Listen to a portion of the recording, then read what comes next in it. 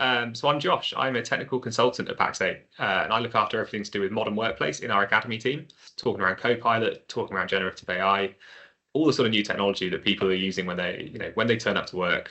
What can I go and do? How do I make my life better? Awesome. And Josh, I kind of read your LinkedIn article. You have this great article called Writing Great Copilot Prompts, Learning from Pax8's Promptathon. Do you want to go over a little bit of what you guys discovered during that? Microsoft first hosted a promptathon for us. We all went over to Microsoft's office in London, and the whole idea was around how can we go and get the most out of Copilot. So it's around teaching us how do we go and create great prompts, how do we go and get the most out of Copilot, how do we get the responses we're expecting, how do we get the most detail out of it. Some really good demos around writing good Copilot prompts. The article that you wrote, you have something called Introducing Microsoft GCSE Framework. Can you tell me a little bit about that? One of the ways to get the most out of Copilot is to put the best possible prompts in. The GCSE framework is just a really clear, really simple framework for how do I go and write my prompt for Copilot. Broken down into 4 areas. So we've got our goal. What do I actually want Copilot to go and do? The context. What do I need it? Who's it for? Who's involved? The sources.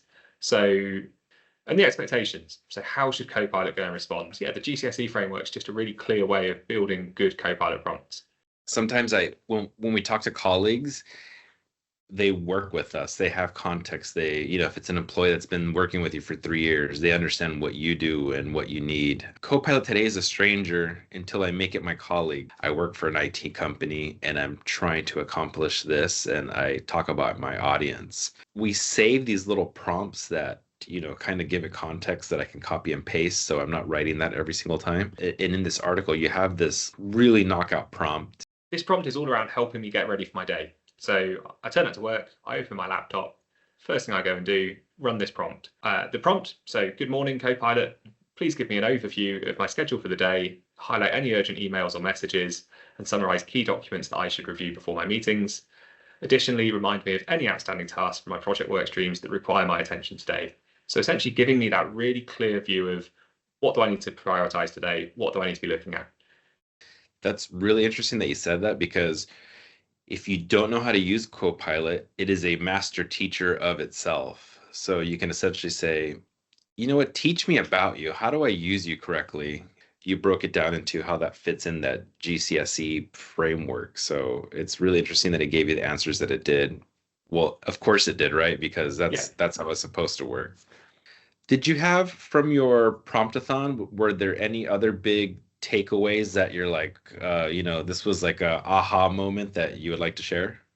I think one of the really exciting things was people are using it to draft documents. People are using it to analyze data in Excel or create a presentation from a file. One of the really exciting things was actually watching people go into Whiteboard and using it as a bit of a brainstorming tool, or seeing Copilot used across some of the Viva applications, actually going into Viva goals. How do I set my objectives? How do I set my key results? How do I get really good updates on those?